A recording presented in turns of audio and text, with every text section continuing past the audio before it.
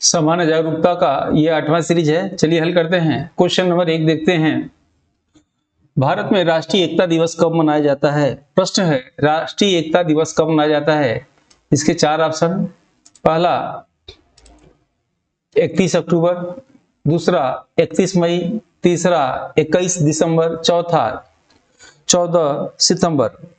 राष्ट्रीय एकता दिवस 31 अक्टूबर को मनाया जाता है। सरदार वल्लभ भाई पटेल की जयंती पे मनाया जाता है। भारत के एकता पुरुष सरदार वल्लभ भाई पटेल को कहा जाता है और विश्व की सबसे ऊंची मूर्ति सरदार वल्लभ भाई पटेल की तांबे की केवड़िया जिला में है, साधु बेटा द्वीप पे है। ठीक है, उसका भी उद्घाटन 31 अक्टूबर को किया गया था और राष्ट्रीय एकता दिवस 31 अक्टूबर। दूसरा प्रश्न है भारत में इनोवेशन इंडेक्स किसके द्वारा निकाला जाता है? 4 ऑप्शन। पहला योजना आयोग द्वारा, दूसरा राष्ट्रीय विकास परिषद द्वारा, तीसरा नीति आयोग द्वारा, चौथा इनोवेशन विभाग द्वारा। याद रखिएगा, इनोवेशन इंडेक्स किसके द्वारा निकाला जाता है? तो भारत में इनोवेशन इंडेक्स नीति आयोग द्वारा निकाला जाता है। प्रश्न ये आता है नीति आयोग की स्थापना कब हुआ? तो नीति आयोग की स्थापना 1 जनवरी 2015 को हुआ। नीति आयोग के उपाध्यक्ष कौन हैं? तो वर्तमान में हमेशा प्रधानमंत्री होते हैं। नीति आयोग के उपाध्यक्ष कौन हैं? वर्तमान में सुमन बेरी हैं। नीति आयोग के कार्यकारी अध्यक्ष या सीईओ कौन है? तो परमेश्वर अय्यर हैं। नीति आयोग के कार्यकारी अधिकारी या सीईओ इसके पहले कौन थे? अमिताभ कांत जी थे। वर्तमान में वो क्या हैं? तो G20 शिखर सम्मेलन के शेरपा हैं। G20 शिखर सम्मेलन भारत में 2023 में होगा। कहाँ होगा? नई दिल्ली में होगा। चलिए आते हैं। पहला ऑप्शन है योजना आयोग। योजना आयोग की स्थापना कब हुआ? तो योजना आयोग की स्थापना 15 मार्च 1950 को हुआ। राष्ट्रीय विकास परिषद की स्थापना कब हुआ? तो 6 अगस्त 1952 को हुआ। क्वेश्चन नंबर 3 पे आते हैं। भारत भवन किस राज्य में है? वाराणसी, दिल्ली, मध्य प्रदेश और इलाहाबाद। भारत भवन भोपाल में है और मध्य प्रदेश में है। याद रखिएगा, भारत भवन भोपाल मध्य प्रदेश में। ठीक है, और भारत माता मंदिर वाराणसी में है। याद रखिएगा, भारत माता मंदिर वाराणसी में। अनंताग झील दिल्ली में है। याद रखिएगा। क्वेश्चन नंबर 4 पे आते हैं। इनोवेशन इंडेक्स 2021 में, यानी पिछले साल, एक साल बीतने के बाद इनोवेशन इंडेक्स निकलता है। 22 वाला दिसंबर बाद निकलेगा, तो 21 का ही पूछेगा। प्रश्न पुराना नहीं है, ध्यान से समझिएगा। इनोवेशन इंडेक्स 2021 में प्रथम स्थान भारत के किस राज्य का है? पहला छत्तीसगढ़, दूसरा कर्नाटक, तीसरा दिल्ली, चौथा केरल। आंसर होगा केरल। याद रखिएगा, 2021 में यानी पिछले साल सबसे स्वच्छ राज्य भारत का कौन सा है? तो छत्तीसगढ़। 2021 में यानी पिछले साल सबसे स्वच्छ राजधानी क्या है? तो भोपाल है। सबसे स्वच्छ शहर क्या है? तो इंदौर है। याद रखिएगा, यानी इनोवेशन इंडेक्स 21 में प्रथम स्थान केरल का ही मैक्सिमम आता है। नाइट 21 भारत और किस देश के बीच में सैन्य अभ्यास है? पहला ब्रिटेन, दूसरा जर्मनी, दूसरा यूएसए, तीसरा जर्मनी, चौथा फ्रांस। आंसर होगा फ्रांस। ये युद्ध अभ्यास है, 2 देशों के बीच में होता है। प्रफुल्ल पटेल का संबंध किस राज्य से? अच्छा प्रश्न है। दादर नगर हवेली, दूसरा लक्षद्वीप, तीसरा उपरोक्त दोनों, चौथा उपरोक्त में से कोई नहीं। तो दादर नगर हवेली का संबंध प्रफुल्ल पटेल से है, उपराज्यपाल है। जम्मू कश्मीर के उपराज्यपाल का नाम क्या है? पहला ऑप्शन अनिल बैजल, दूसरा किरण बेदी, तीसरा आर.के. माथुर, चौथा मनोज सिन्हा। तो जम्मू कश्मीर के उपराज्यपाल का नाम है मनोज सिन्हा। तो अभी करंट में हाल में परिसीमन हुआ, तो जम्मू कश्मीर में विधानसभा सीटों की संख्या कितनी कर दी गई? 83 से 90 कर दी गई। दोस्तों याद रखिएगा, आर.के. माथुर लद्दाख के उपराज्यपाल है। किरण बेदी कभी पुडुचेरी की राज्यपाल थी, आज नहीं है, भारत की प्रथम महिला आईपीएस हैं। अनिल बैजल कभी दिल्ली के उपराज्यपाल थे, आज नहीं है। ठीक है, क्वेश्चन नंबर 8 पे आते हैं। इंद्रावती नदी भारत के किस राज्य में है? मध्य प्रदेश, पहला ऑप्शन मध्य प्रदेश, दूसरा छत्तीसगढ़, तीसरा उत्तर प्रदेश, चौथा भोपाल। तो इंद्रावती नदी जो है छत्तीसगढ़ में है। याद रखिएगा, छत्तीसगढ़। इंद्रावती नदी पर ही एक जलप्रपात है जिसका नाम है चित्रकूट जलप्रपात। ठीक है, चित्रकूट जलप्रपात इंद्रावती नदी पे है जो छत्तीसगढ़ में है। क्वेश्चन नंबर 9 पे आते हैं। भारत बजट 2021-22 में कोविड-19 के लिए कितना धन आवंटित हुआ है? 35,000 करोड़, उसके बाद 23,886 करोड़, 35,000 करोड़ और 4,500 करोड़। तो आंसर इसमें हो जाएगा 35,000 करोड़, 3500 नहीं 35,000 करोड़ तीसरा आंसर होगा। कोविड के लिए 35,000 करोड़ धन आवंटित हुआ था, याद रखिएगा।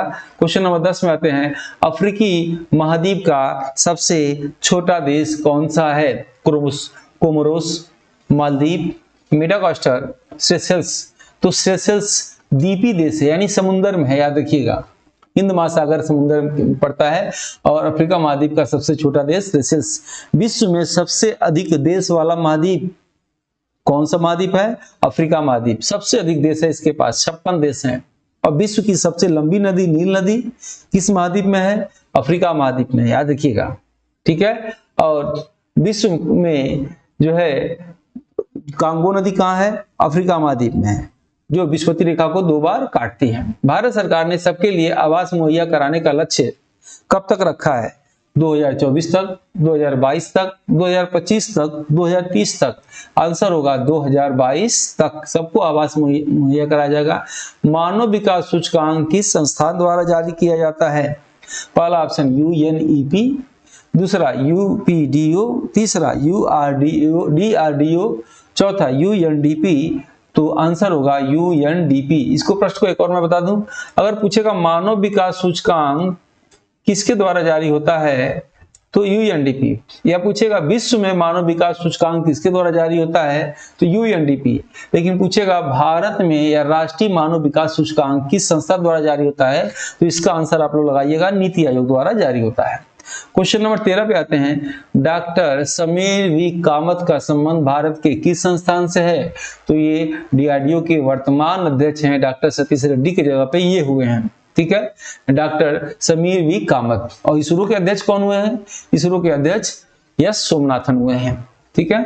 14 पे आते हैं, अंबुबाची मेला भारत में कहाँ लगता है? अंबुबाची मेला, माता का मेला कहाँ लगता है? 4 ऑप्शन, गुवाहाटी, कलकत्ता, मेघालय, केरल।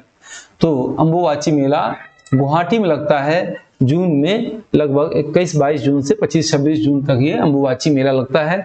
और विश्व का सबसे बड़ा तांत्रिक मेला लगता है अंबुबाची मेला, ठीक है, मां कामाख्या देवी के स्थान पे लगता है। दक्षिण कोरिया की राजधानी क्या है? 4 ऑप्शन, मनीला, टोक्यो, सियोल शांति और सियोल। आंसर होगा दक्षिण कोरिया की राजधानी सियोल, ठीक है।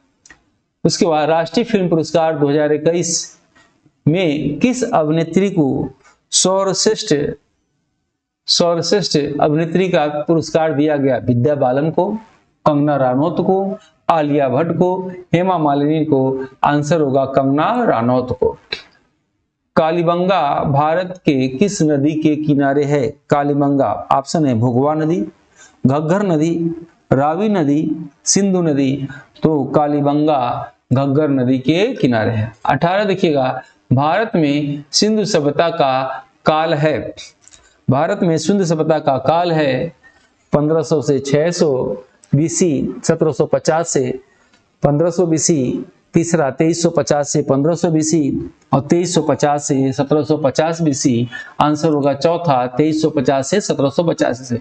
भारत में स्टेडियम का साक्ष्य कहाँ से मिला है? सुरकोटवा से, रोपड़ से, लोथल से, धौलावीरा से। तो भारत में स्टेडियम का साक्ष्य धौलावीरा से मिला है, याद रखिएगा, बहुत ही इंपॉर्टेंट है।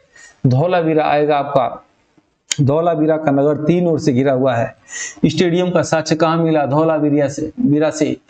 घर के बाहर नेम प्लेट का साक्ष्य कहाँ मिला? धौलावीरा से। और सबसे विकसित देश है धौलावीरा, है कहाँ? गुजरात में। जेद अवेस्ता किस देश का ग्रंथ है? इराक का, ईरान का, इस्लामाबाद का, ईरान का, अफगानिस्तान का। तो जेद अवस्था याद रखिएगा हमेशा ईरान का ग्रंथ है। इसकी तुलना, इसकी समानता भारत के सबसे प्राचीन वेद ऋग्वेद से की जाती है। उन्होंने कहा कि ऋग्वेद ने हमारे जेद अवस्था को कॉपी किया। भारतीयों ने कहा कि ऋग्वेद की कॉपी जेद अवस्था ने किया। भारतीयों ने कहा अगर हमने कॉपी किया तो 3 वेद और भी हैं, उसका भी कॉपी आप दिखाइए। वो नहीं दिखा पाए, यानी विश्व का सबसे पुराना वेद हो गया ऋग्वेद। लोहे की खोज किस काल में हुई? वैदिक काल, उसके बाद सिंधु सभ्यता, ऋग्वैदिक काल, उत्तर वैदिक काल। तो लोहे की खोज उत्तर वैदिक काल में 1000 BC से 600 BC के बीच में हुआ। उसके पहले लोहे की खोज नहीं हुआ था, तो लोग कांसे का प्रयोग करते थे। कांसा टीन में तांबा मिला देने पे जो धातु बनती थी उसे कांसा कहा जाता था, याद रखिएगा। ठीक है, प्रश्न याद रखेंगे आप। हड़प्पा काल, सिंधु काल और ऋग्वैदिक काल में लोहे का आविष्कार नहीं था, लोहे की तलवारें नहीं चलती थी और जो है कांसे का, तांबे का चलता था। क्वेश्चन नंबर 22, बेलन नदी घाटी का संबंध किस राज्य से है? महाराष्ट्र से, मध्य प्रदेश से, उत्तर प्रदेश से, केरल से। तो बेलन नदी घाटी याद रखिएगा उत्तर प्रदेश से इसका संबंध है। हड़प्पा की खोज किस वर्ष की गई? 1921 में, 1920 में, 1922 में, 1923 में। हड़प्पा की खोज 1921 में दयाराम साहनी ने किया और हड़प्पा जो है पाकिस्तान के प्रांत, पाकिस्तान में है और पंजाब प्रांत में है, जो रावी नदी के बाएं तट पर है, मांटोगरी जिला में हड़प्पा।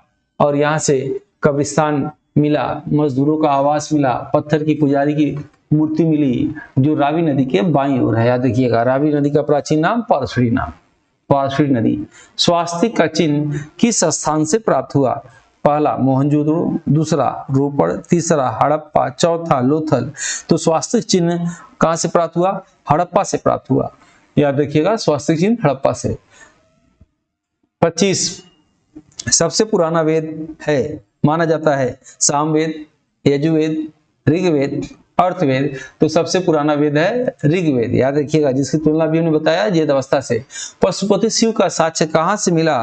पहला मोहनजोदड़ो से, हड़प्पा से, लोथल से, कालीबंगा से। आंसर होगा जो है मोहनजोदड़ो से। मोहनजोदड़ो की खोज किसने किया था? रखाल दास बनर्जी ने किया था। कब किया था? 1922 में किया था। मोहनजोदड़ो को मृतकों का टीला कहा जाता है। मोहनजोदड़ो सिंधु नदी के दाईं ओर है। मोहनजोदड़ो मृतकों का टिकला इसलिए कहा जाता है टीला कि बहुत ज्यादा टीले पर एक कंकाल, बहुत कंकाल मिले थे। मोहनजोदड़ो से विशाल स्नानागार, अन्नागार और शिवपति शिव की मूर्ति, कांसे की नर्तकी की मूर्ति आदि प्राप्त हुआ था। क्वेश्चन नंबर 27 पे आते हैं। भारत में सोने की खान किस राज्य में है? याद रखिएगा, तमिलनाडु में, कर्नाटक में, झारखंड में, बिहार में। तो भारत में सोने की खान है कर्नाटक में, रायचूर, हट्टी और कोलार की खान कर्नाटक में। वैसे अभी करंट की प्रश्न आएगा कि सोने की सबसे बड़ा भंडार जमुई जिला बिहार में है, लेकिन खान कहाँ है? कर्नाटक में है। क्वेश्चन नंबर 28, दो प्रश्न और। भारत में तांबा की खान किस राज्य में है? तो भारत में तांबे की खान राजस्थान, मध्य प्रदेश, उत्तर प्रदेश, केरल में। राजस्थान में है। खेतड़ी की खान में है, झुंझुनू जिला राजस्थान में है। और उत्तर प्रदेश में अंतरजेड़ा में है। अंतरजेड़ा जो है एटा जिला उत्तर प्रदेश में पड़ता है। क्वेश्चन नंबर 29, पुराणों की संख्या कितनी है? 16, 18, 108, 22। तो पुराणों की संख्या 18, ठीक है। संस्कार कितने? 16। तो उपनिषद किसने? 108, ठीक है। आज का आखिरी प्रश्न, वैदिक काल में। अगर वीडियो अच्छा लगे तो लाइक जरूर करिएगा, सब्सक्राइब जरूर करिएगा, ताकि मेरा ऐसे वीडियो भविष्य में मिलता रहे। अभी लाइव क्लास चलने जा रहा है और प्रतिदिन चलेगा जीएस का। वैदिक काल में रामायण किस भाषा में लिखा गया है? हिंदी, अवधी, संस्कृत और ब्रज भाषा। तो हमेशा याद रखिएगा, भाषा के विषय में बता दूं तो वैदिक काल में जो है जितने ग्रंथ लिखे गए वो संस्कृत में लिखे गए। बौद्ध काल में जितने ग्रंथ लिखे गए पाली भाषा में लिखे गए। जैन काल में जितने ग्रंथ लिखे गए प्राकृत भाषा में लिखे गए। सम्राट अशोक के काल में जो ग्रंथ लिखे गए प्राकृत भाषा में लिखे गए। और संतों के काल में जो भाषा लिखे गए साधुकाड़ी भाषा में लिखे गए। तुलसीदास ने रामचरितमानस अवधी भाषा में लिखा। सूरदास ने सूरसागर, सूरसरावली ब्रज भाषा में लिखा। वाल्मीकि ने रामायण जो है संस्कृत में लिखा। ठीक है मित्रों, मिलते हैं नेक्स्ट वीडियो में। जय हिंद, जय भारत।